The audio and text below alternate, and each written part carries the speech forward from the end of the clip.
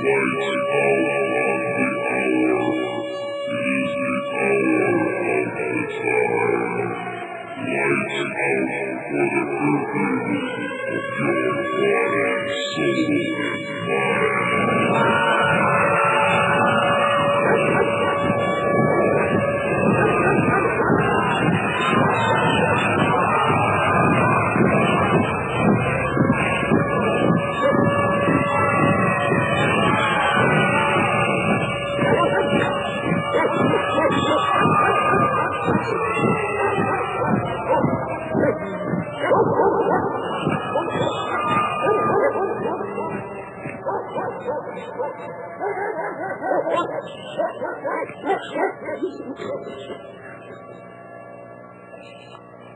listening to the Hour of the Time, and I too. And I'm William Cooper. I pledge allegiance to the flag of the United States of America and to the republic for which it stands, one nation, under God, indivisible, with liberty and justice for all.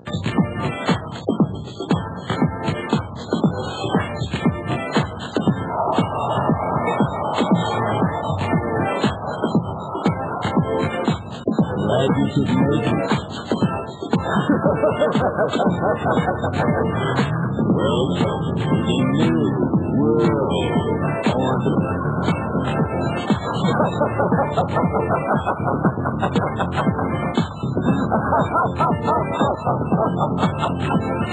Never in human history has so few taken so much from so many as America's Illuminati and their warlords of Wall Street and Washington. In just 8 years, these banksters and international government gangsters took us from the greatest creditor nations to the largest debtor nation on earth. Our standard of living has dropped like a rock for 4 out of every 5 Americans. They foreclosed on our homes, our farms, our factories. They've extorted your jobs and surrendered our arms. They want a new world order. A new world order. A new world order. A new world order.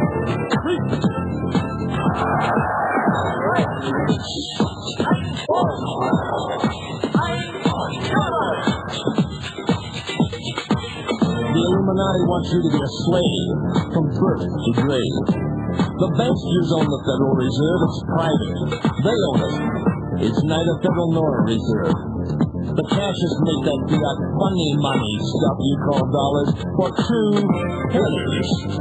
They lend it back to us at full face value. Then charge you interest. You get the debt. They get the interest. They get the gold. You get the shell. They want is a new world order. A new world order. A new world order.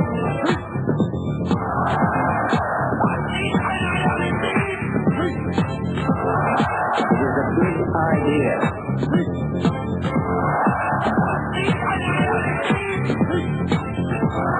It is a big idea.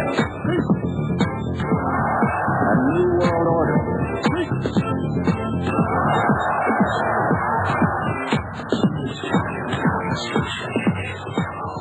Don't forget, folks, that we have our FM broadcast transmitters available. Yep, we sell a 3-watt FM transmitter. It transmits on the FM band anywhere from 80 to 108 megahertz. That's the FM broadcast band. It is a proper FM broadcast transmitter. It's not a surveillance bug. It's not a toy. It's not a baby monitor. It is a real radio broadcast transmitter. It tunes very easy via the tuner pot. It's a little screw, and you can tune it to any frequency you want to broadcast on and make sure that you're broadcasting on a frequency that's clear so that you are not interrupting or interfering with anyone else's broadcast. It runs on 12 to 15 volts DC, so you can use it at home or in your car or in your RV or on your boat or just out in the field with a 12-volt battery, as long as you've got the right step down so that you don't burn it up with the wrong amperage or something. It can be connected to a mixer, a CD, a tape player, a microphone, stereo set, or even your radio, whatever you need to broadcast with. And, folks, if you want to broadcast the hour of the time and you have a satellite receiver, you can just go directly from your satellite receiver right into your broadcast transmitter while we're on the air and simultaneously rebroadcast the hour of the time. Next week, we're going to have a satellite expert on here to tell you how to build your own low-cost satellite receiving station so that you can receive the hour of the time in beautiful, high-fidelity sound. And believe me, it is so much different than shortwave radio, you wouldn't even believe it. In fact, when you're listening to us on satellite, it sounds just like you're listening to a CD or a tape on your own stereo set, only we're not in stereo. And that's not our fault. I mean, we can broadcast in stereo. It's just they don't have the capability of receiving it in stereo and putting it up there for us. And that's all right. You can also broadcast your own radio show. Did you ever think of that? Did you ever want to have your own radio show? Maybe just play old 50s music or whatever you want. Maybe you've got some friends that would like to do something like a radio drama. You could write your own scripts. You know, you could have a lot of fun with this. You could do political satire. You could educate a vast number of people. I keep hearing all the time, oh, I don't have much money, and, you know, I'm busy, and I got to work, and I got a family to support. There really isn't anything that I can do. Well, that's not true. You can do this, and you can have fun doing it.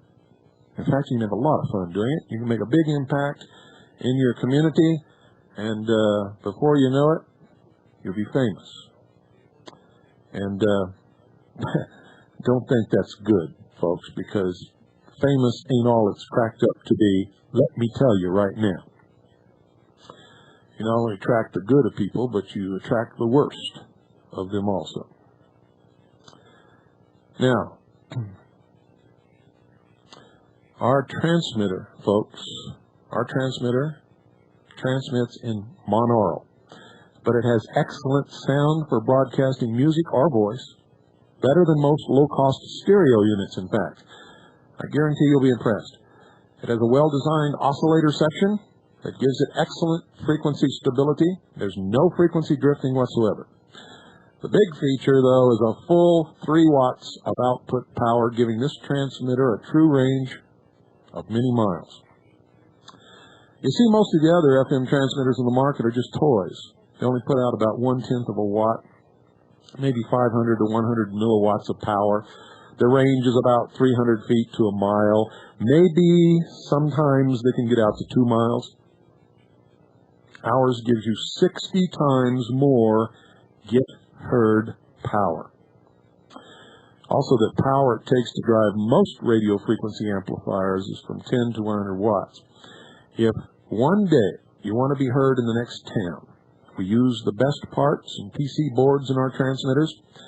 And folks, if you order the kit, you get plans to build a 1/2 wave dipole antenna and plans for a 3/4 wave antenna. If you order the assembled and tested model, you will receive a complete 1/2 wave dipole antenna with your transmitter set. The kit does not come with a transmitter. Both kits come with plans for a 3/4 wave antenna, which gives you a 3 decibel gain over the 1/2 wave dipole antenna, and of course, a greater range. Now, we're the only micro broadcast transmitter company to sell fully assembled and tested, not just kits, that we are aware of. If there's somebody else that does it, let me know and I'll stop saying that. But right now, we're the only ones that I'm aware of, folks, that sell fully assembled and fully tested FM broadcast transmitters.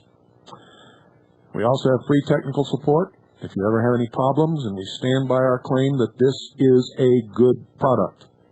It's fairly priced. If you're not happy with this transmitter, we will refund your money, as long as when it's returned, it's in complete working condition. And if it's a kit, if you have begun to assemble it or in any way altered the condition that it was in when you received it, then we cannot refund your money. Because we're not responsible for your screw-ups when you're assembling it, folks.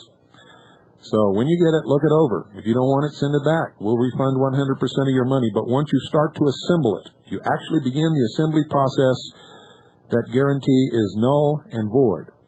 With a fully assembled and tested model, if anything goes wrong with it, or if you just don't want it, within 30 days of receiving that transmitter, send it back to us. We will refund 100% of your money. Now, if it's been dropped, if it's dented, if it looks like you sat on it with an elephant or ran over it with a truck or something like that, no, we will not. Only for defective parts or failed parts, or you just flat don't want it, and when it's returned to us, it works perfectly, we'll refund your money. We stand by this 100%. Now, we've sold over 200 in the U.S. already, and not one single transmitter has come back. We ship worldwide, ladies and gentlemen, except to Canada. We cannot sell these transmitters in Canada, and I will not lie on the customs forms, which means if we try to ship them into Canada, they will be stopped and confiscated at the border, and therefore, to save you the heartbreak of that happening, because if it's confiscated by the Canadian authorities, we cannot honor the money-back guarantee. Okay? So we just can't sell them in Canada. We can sell them anywhere else in the world, worldwide, folks. So if you live outside the United States, any place other than Canada, you can also purchase these. Now, the kit, postpaid, is $100. The kit, postpaid, $100. The fully assembled and tested model, including the 1/2 wave dipole antenna, is $150. All prices are U.S. dollars. Okay? Now, I know there isn't any such a thing, but if I state it in any other way, people who are listening outside this country aren't going to understand what I'm talking about. All prices are U.S. dollars. We ship right to your front door, folks. Most transmitter ships will be airmail special delivery. Orders will be shipped. Well, I better not say that, because if you don't get it, when you expect it, then you're going to be disappointed. Let me tell you, according to the postal regulations, I must say, allow 6 to 8 weeks for delivery. You're going to get it a lot sooner than that, unless it gets lost in the mail or stolen or something, and we'll handle that if it happens. But allow 6 to 8 weeks delivery, and like I said, you'll get it a lot sooner than that. Okay, now, let me give you a little more information. The power supply. You can get at any Radio Shack or electronic supply house. Radio Shack is the best place to go if you're in the United States. The supply voltage is 12 to 15 volts DC. That's direct current. The supply current is 0.5 amps. Input sensitivity is 10 megavolt or millivolt to 1 volt. Input impedance is 10K to 100K. Now, I'm not an electronic expert, folks. If you are, then you know what I'm talking about. If you're not, then you're like me. You'll just know that they work well. Frequency range is 80 to 108 megahertz, which is the regular FM broadcast band. Antenna feed is 750 HMS-RG6U. Transistors 2N3553. The output power is 3 watts. Size is 3 inches wide by 6 inches long by 2.5 inches high. All sales are 100% confidential. This transmitter, folks, is dynamite. You'll have a lot of fun with it. You can help us wake up America and It's your chance to do probably what you secretly wanted to do for a long, long time, and that's have your own radio show, folks, and you can do that. Also, I want to remind everybody that the video tape set, 12 hours of video tape of the presentation done at our last conference by the Oklahoma City Station Chief, Michelle. It is dynamite. You're not going to believe it. The professionalism that our people display. This is actually a training lecture. You'll learn an awful lot of the evidence and the reality of the Oklahoma City bombing. You're going to learn how media propaganda really works. You'll learn how our operatives in the field conduct an investigation and how a station chief supervises his or her people to make sure that the investigation is conducted properly and that all of the evidence is collected and that we're not going on supposition or guesswork or something that flew across the Patriot Facts Network. Nope, we only deal with facts. And this videotape set will bring it home to you. Then you'll understand a little bit better what we do. And it's going to give you a tremendous respect for what we do and for the people connected with the intelligence service of the Second Continental Army of the Republic.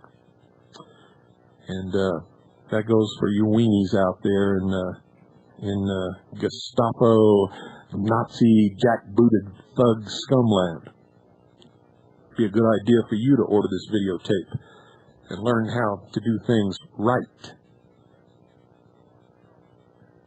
Now that I've committed my oh boy, now that I have been politically incorrect, let's mosey on down.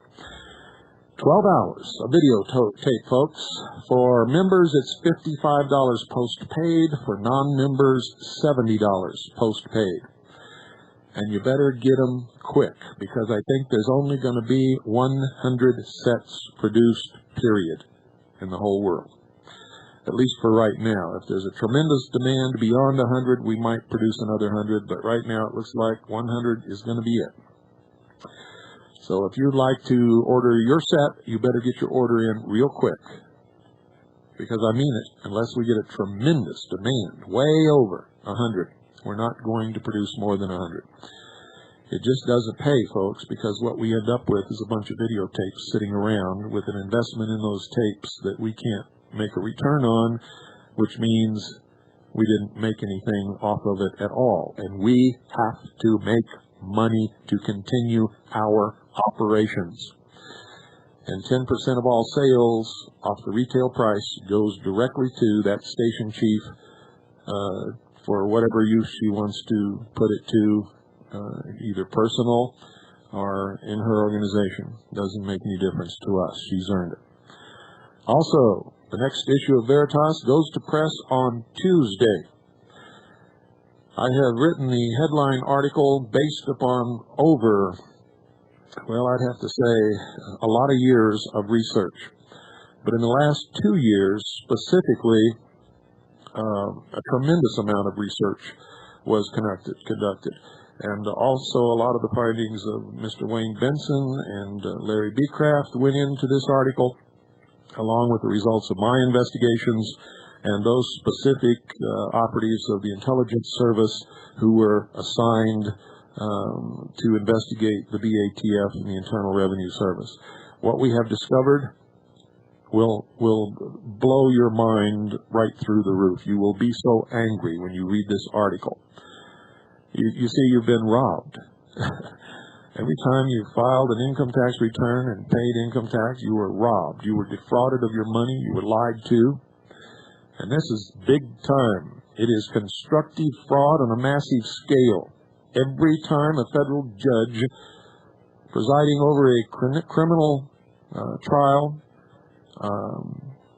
or a tax court case brought before it by the BATF or the Internal Revenue Service, the judge lies to the jury, lies to the defense and is actively, with knowledge aforethought and malice, taking part in constructive fraud. And we've proved it, folks. We've done what all of you could have done but never did. We got it right out of the books, right out of the law, right out of the history. It's a fact. And when Washington, D.C. sees it, I don't know what's going to happen, but I'll tell you this. It's not going to be good. I think the people who have been perpetrating all this stuff for a long time know what's coming. I think they know what's going to happen. We watch what they do. We have people who do nothing but monitor their personal investments whenever they can be monitored. And they're getting out of paper. They're going into natural resources. They're stocking up on food and water. They're buying gold and silver and copper and all kinds of metals, base metals. And, because when everything is all over with, those things are what's going to be worth something. All the other things, most of the things right now that you think are worth so much, when you really sit down and think about it, you're going to find out when the proverbial buffalo chip hits the fan, isn't going to be worth anything at all.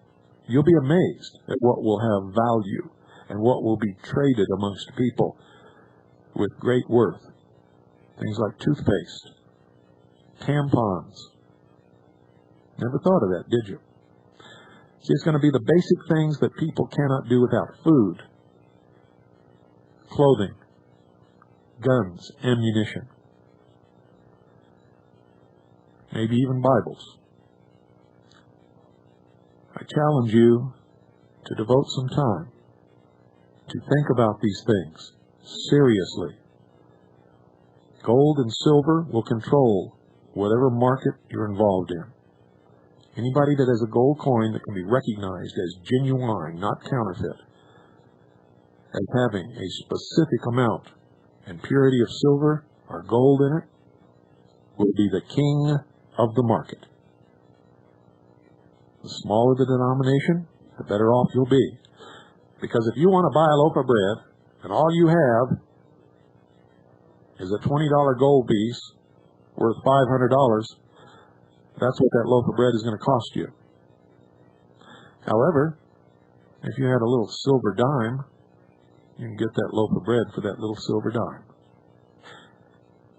I guarantee, folks. I used to watch old Cal Worthington out in California, and if I could, and if you could see it, I'd chase a duck around the top of a Cadillac convertible with an axe. Just to get your attention, because old Cal got everybody's attention all the time. Whether you want a car or not, you always watched Cal Worthington's commercials because they were funny. I spent all day today working with Mike. Mike Partin now is the only one left, him and his wife, Sharon. And I have spent most of my time since the last issue working on this article, which, by the way, is the most difficult article I've ever written in my life because it is so complicated. And there's such a tremendous amount of information that I had to sift through and only write about what I could get in that article legitimately without having it too long. I mean, it's long, but it can't be too long and it can't be too short. It's got to say what it's supposed to say. It was the most difficult thing I've ever done. It required a lot of travel, a lot of talking and sitting down and making sure that I understood the results of some research that some other people have done so that I would get it right, absolutely right. And after I wrote the story, it had to be faxed or mailed off to several different people so that they could go over it word by word and letter by letter, because the capitalization of letters is extremely important in the law, and the punctuation. And so it went through many corrections and a huge, tremendous, long process of criticism and critique. And I think the final result, I think I am more proud of this one article than anything that I have ever done in my life, including my book. So the next issue of Veritas, I think that should tell you an awful lot about what's in it, how important it is, and how important it was to me to be able to write this and to be able to publish it. And I just want to thank Mike and Sharon and everybody who worked on this issue so hard, from the bottom of my heart. You have certainly shown your dedication and your loyalty, and you certainly have earned and have my heartfelt thank you and my warmest friendship. And without you, I can honestly say, with no doubt whatsoever, there would not only be this issue, there wouldn't be any Veritas. And I want to thank Tina and Mark Terry and Wayne Benson and Larry Beecraft and all of the people in the intelligence service whose names I cannot disclose because of the work that they do and because a lot of their work has to be covert. And they wouldn't be able to get a lot of the information that they get if their identities were known. But they know who they are, and their station chief knows who they are, and I know who they are. And from the bottom of my heart, thank you all so very much. The world has no idea how hard you work. Someday they will understand what your contributions have been, and then you will be given the public honor that you so richly deserve. But until that day, we must work as always as an intelligence gathering organization, which means that we have to work, most of us, in the background, without the reward and the public acclaim that we should, or that you should, I should say, receive. But history will never forget you. That I guarantee. And if I'm still alive when all this is over, I will make sure personally that your names are known and recorded in the proper places. Don't go away, folks. I'll be right back with the final report by General Benton T. Partin on the Oklahoma City bombing. I should say Benton K. Partin. I apologize for that little slip. K-N-E-R-I-K-A.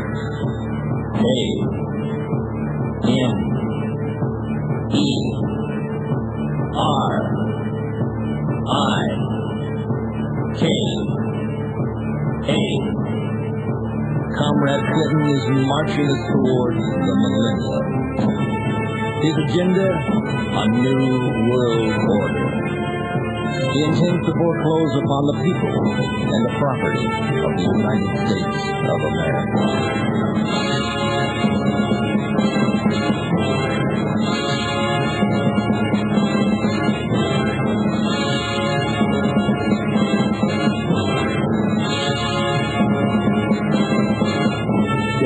And her dean of the UN said it was necessary to kill the congregation of Waco to save the children.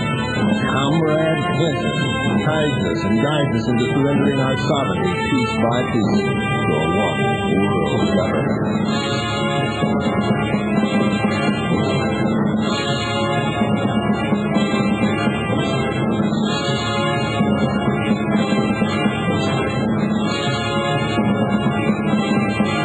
What's happened to you, America? Have you lost both your will to win and your mind? Would you willingly turn your children over to the Hitlerian health? I want to thank also all the people down at Swiss America Training, Craig Smith, who called yesterday and we had a long talk, for their loyalty and for all the years that they've backed this broadcast amidst all the flurry of controversy and all the attacks, you know. And then one time old Lieutenant Colonel Bobo Grits even called Craig Smith and demanded that he take me off the air. And Craig told him to go fly a kite. Craig also told him he couldn't take me off the air if he wanted to because I own the contract with WWCR, not Craig Smith. Craig is my sponsor. Craig could withdraw his sponsorship, but he believes in the message of this broadcast. And I'll tell you, it's been a rough road for Craig because of this broadcast. He sponsors a lot of Patriot broadcasts, but this broadcast has gotten him in more trouble than anything else. He has been attacked on the front page of the Arizona Republic simply because of this broadcast.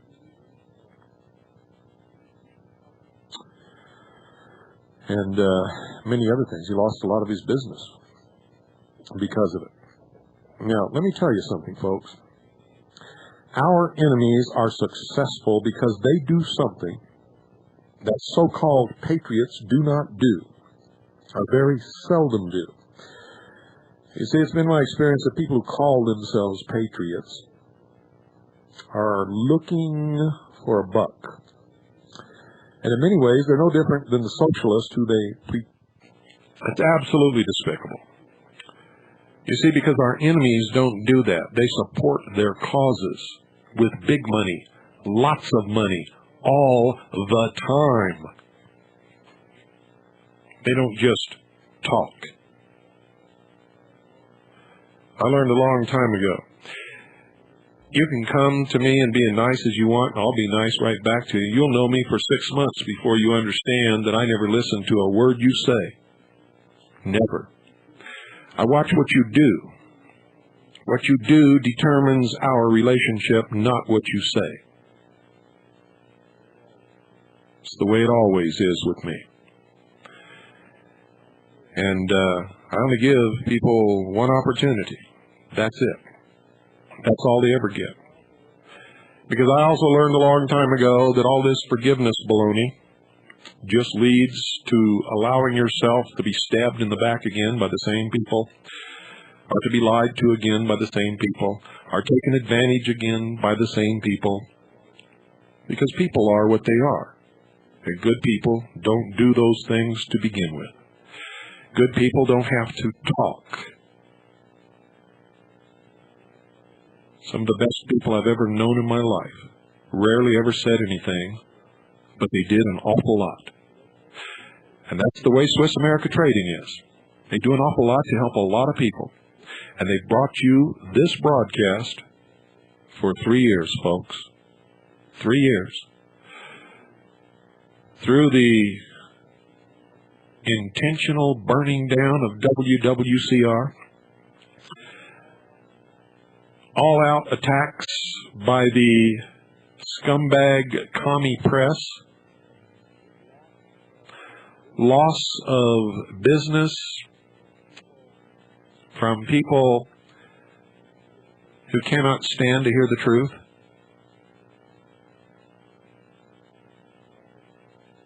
and a lot of other things. So if you understand what this battle is all about, if you understand what I've just been trying to convey to you,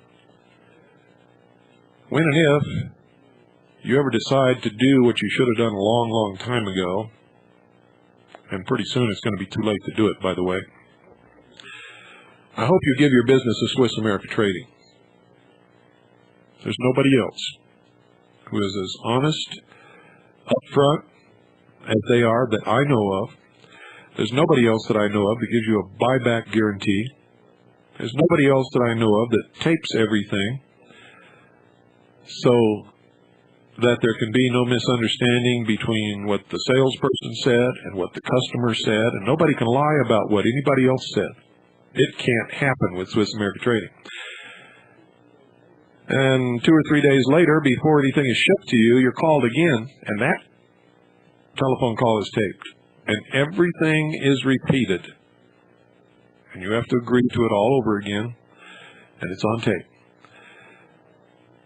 And then you have Craig Smith's guarantee, and then you have my guarantee that if anything goes wrong or you think you've been mistreated or cheated or anything else like that, you call me and I'll take care of it. I guarantee you that. I just received a letter from a young man who said he called him several times, left his name and phone number and address, and nobody has gotten back with him. And I'll tell you right now, some ears are burning down at Swiss America Trading. And that man is going to get a call and he's going to be treated right. And that's the way I do things. Now, nobody down there remembers ever getting the message, or they would have called. There's been some slip-up or some screw-up of some kind. I don't know what it is. But I let them know in no uncertain terms that that is not to happen to my listeners. So, you know who you are, and I know who you are, and Swiss America knows who you are, and you're going to get a call. And you're going to be treated the way that you expected when you made your first call to Swiss America Trading. And that goes for all of you folks. I mean what I say. I am a man of my word.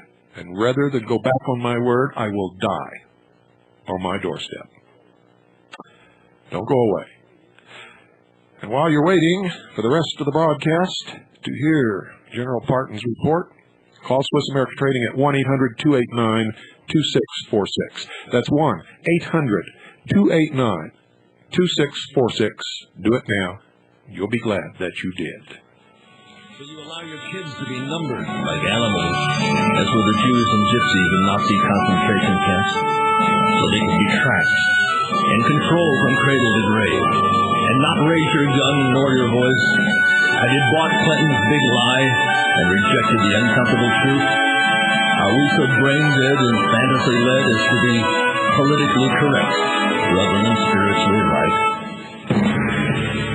America, God help us. Haven't you learned? The earth was betrayed 2,000 years before. It was the world's greatest loss. When they raised their liberal hammer and nailed him to the cross.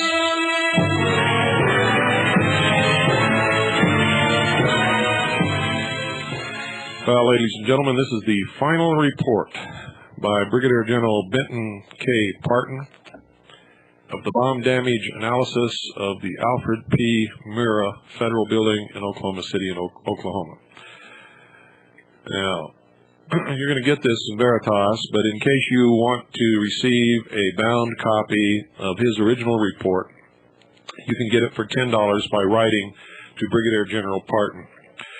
Send $10 to Benton K. Partin, P-A-R-T-I-N, Brigadier General, United States Air Force, retired. Here's his address: 8908 Captain's Row.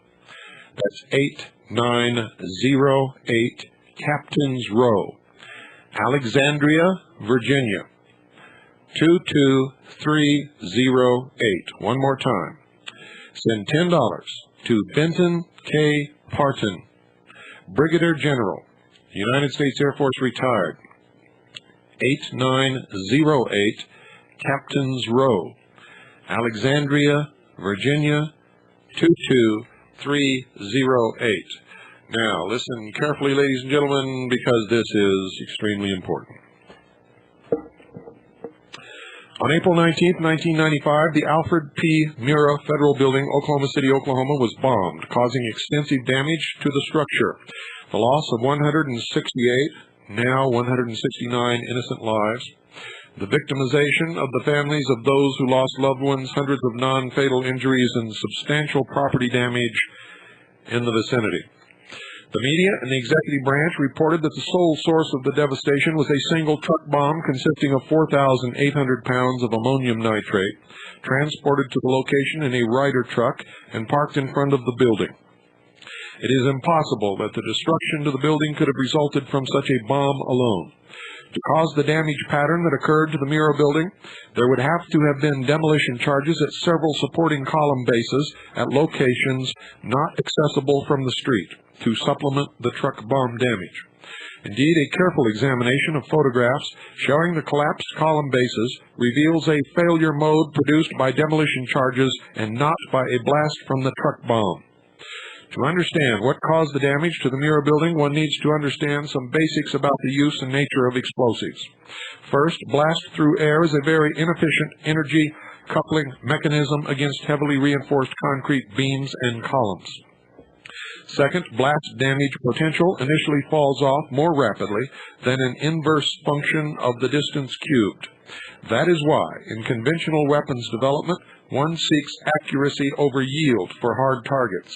That is also why, in the World Trade Center bombing, where the only source of blast damage was a truck bomb, the column in the middle of the bombed-out cavity was relatively untouched, although reinforced concrete floors were completely stripped away for several floors above and below the point of the bomb's detonation. See Time magazine of March the 8th, 1993, page 35. By contrast, heavily reinforced concrete structures can be destroyed effectively through detonation of explosives in contact with the reinforced concrete beams and columns. For example, the entire building remains in Oklahoma City were collapsed with 100-plus relatively small charges inserted into drilled holes in the columns. The total weight of all charges was on the order of 200 pounds. The detonation wave pressure, 1 million to 1,500,000 pounds per square inch, from a high detonation velocity contact explosive sweeps into the column as a wave of compressive deformation. Since the pressure in the wave of deformation far exceeds the yield strength of the concrete, about 3,500 pounds per square inch, by a factor of approximately 300, the concrete is turned into granular sand and dust until the wave dissipates to below the yield strength of the concrete. This leaves a relatively smooth but granular surface with protruding bare reinforcement rods, a distinctive signature of damage by contact explosives. The effect of the contact explosive on the reinforcement rods themselves can only be seen under microscopic metallurgical examination. The rods are inertially confined during the explosion and survive basically intact because of their much higher yield strength and plasticity. When a reinforced concrete structure is damaged through air shock coupling and the pressure is below the compressive yield strength of the concrete, the failure mode is generally compressive structural fracture on one side and tensile fracture on the other, both characterized by cracks and rough fracture surfaces. Such a surface texture is very different from the relatively smooth granular surface resulting from contact explosives. Tab 2, referring to the illustration, is a cross-section view of the building looking from the west. The very large header or crossbeam is shown at the north edge of the third floor. A large but smaller header is seen at the recessed north edge of the second floor, with a brace beam extending out to the large columns in row A. The front of the whole building is glass. Tab 3 shows the architectural layout of the first floor of the Mura building and the location of the truck bomb with superimposed circles of roughly equal levels of damage potential. The explosive force drops rapidly, initially proportional to 1 over the distance cubed, as the shock front travels farther and farther away from the truck bomb. After the release wave, the shock front will propagate proportional to 1 over the distance squared. The maximum possible yield from 4,800 pounds of ammonium nitrate would be obtained if it were in a compressed sphere and detonated from the center. That would produce a 4.4-foot diameter sphere of detonation products at about 500,000 pounds per square inch. By the time the blast wave hits the closest column, the pressure would have fallen off to about 375 pounds per square inch. That would be far below the 3,500-pound compressive yield strength of the concrete.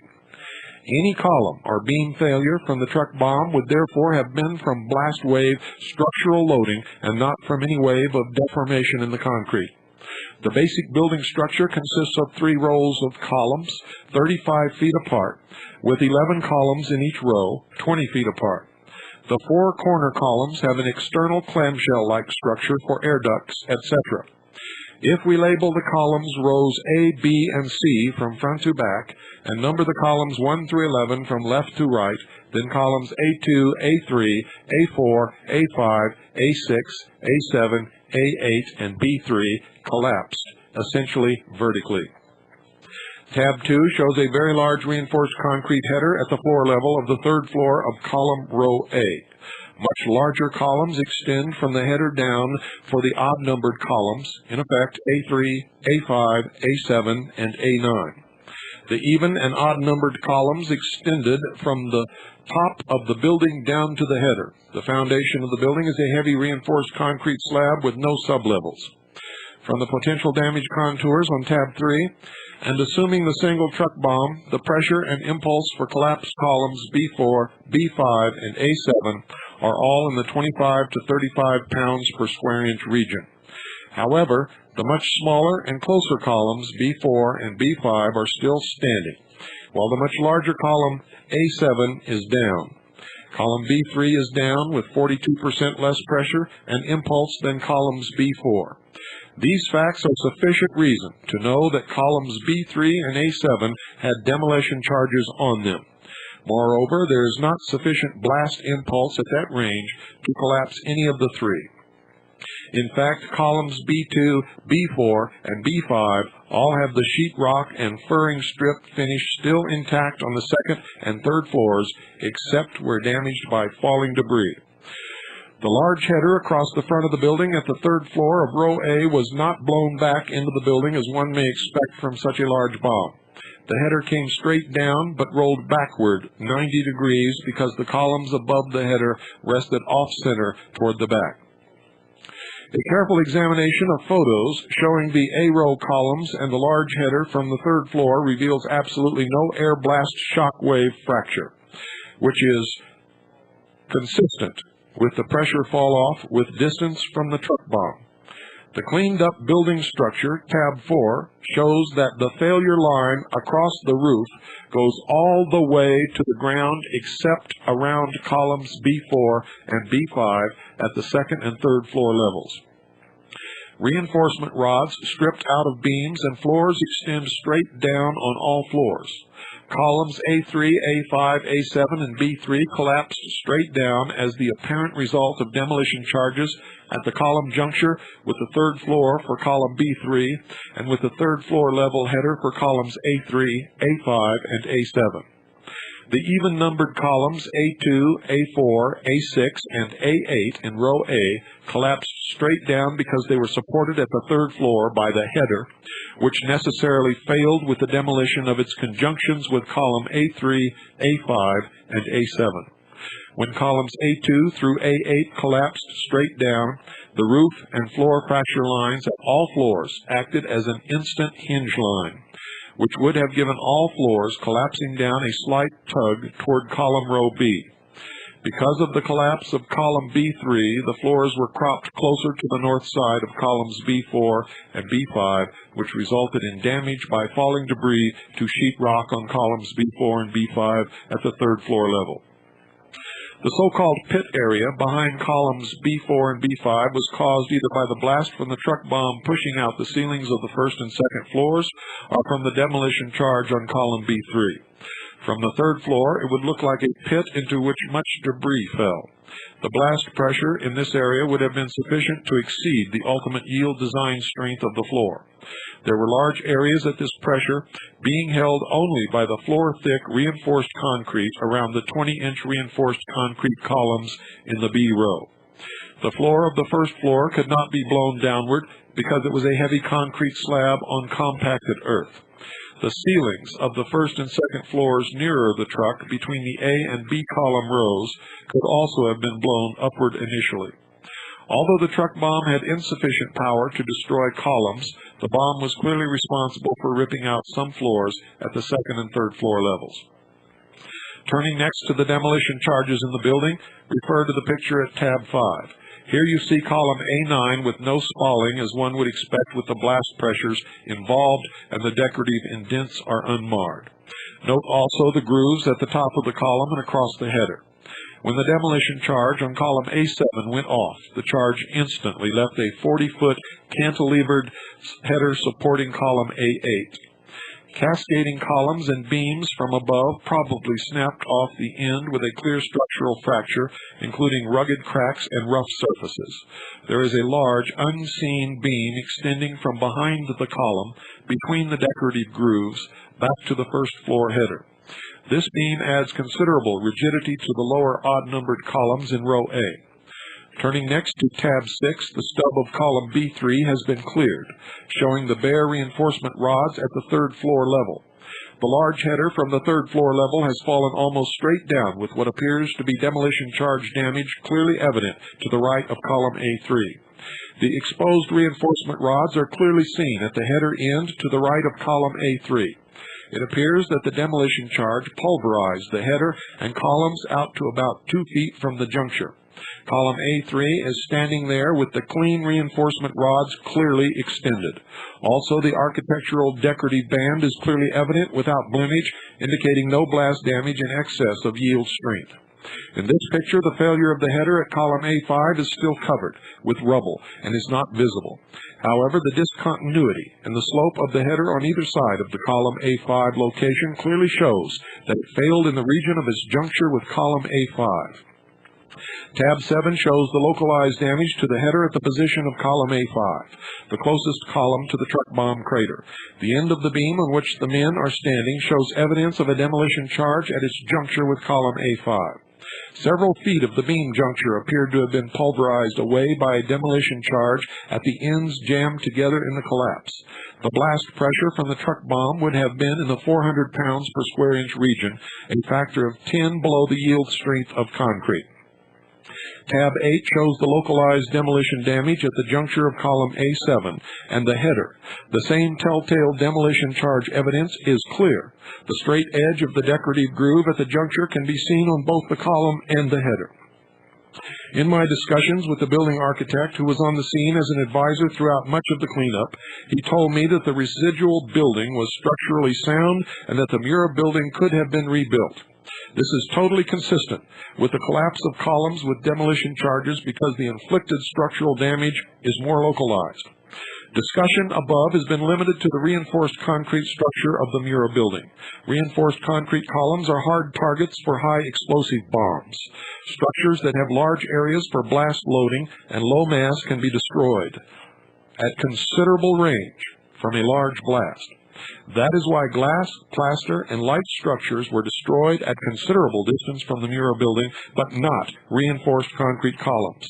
5 pounds of blast pressure will flatten most frame houses. Much has been said about seismograph readings. Was there more than one explosion? Most people I talked to in Oklahoma City heard 2 explosions relatively close together. Some close by said they didn't even hear an explosion. That is not unreasonable when you consider that getting walloped by an intense shock wave is about like being hit across the ear by a 2x4. One would expect the demolition charges to have had an electrical or primacord interconnect. If so, it would be difficult to separate them on a seismograph.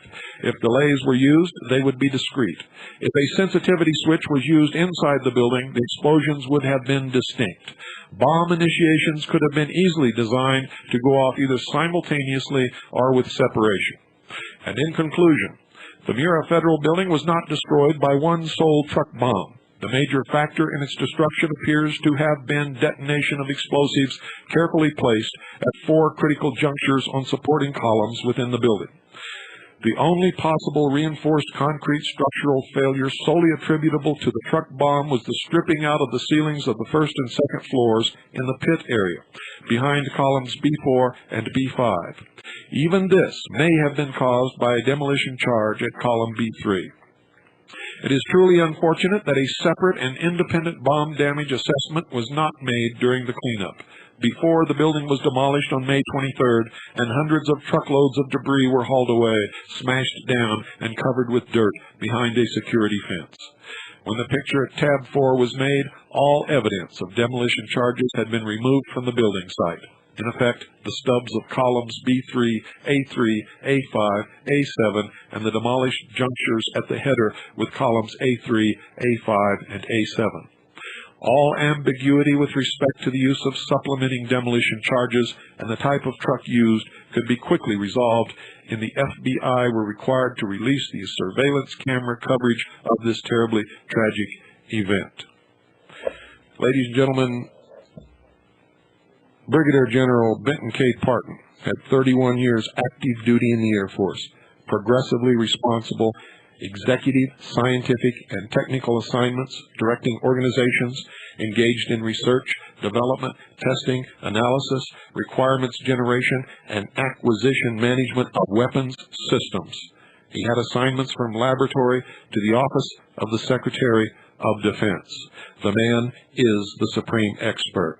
I'm going to tell you right now, Ted Gunderson is mistaken.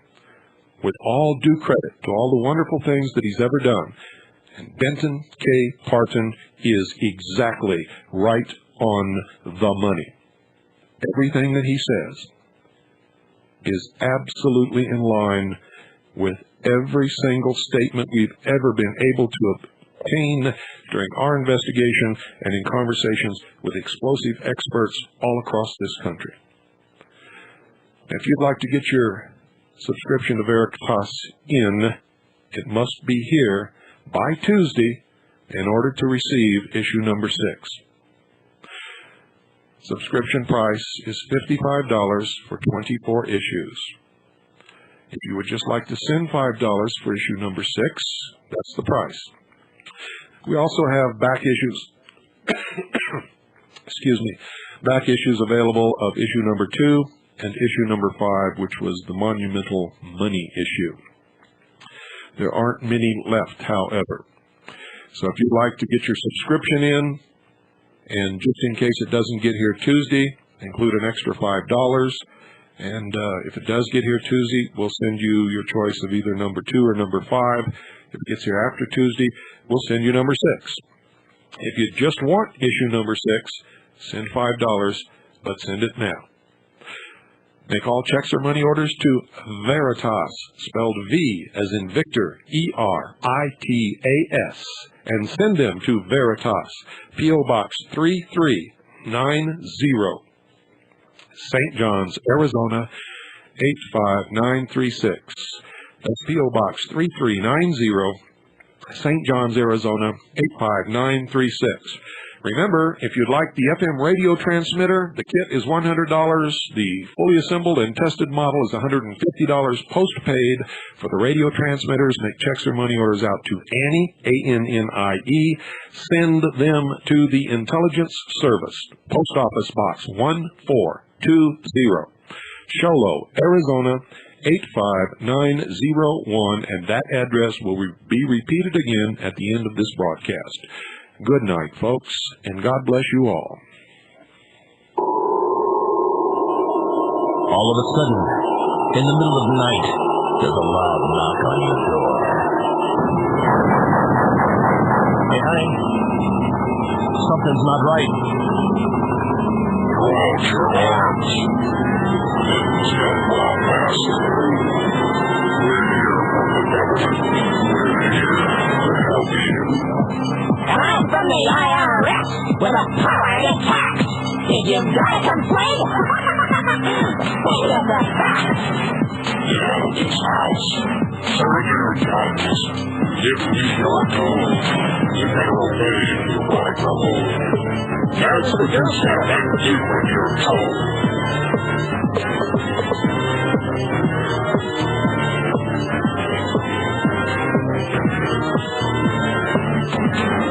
Hillary Salala, Reno Janet Dyke, reading the words of General Albert Pike, demonic founder of the Ku Klux Klan, engineer of the Masonic Master Plan.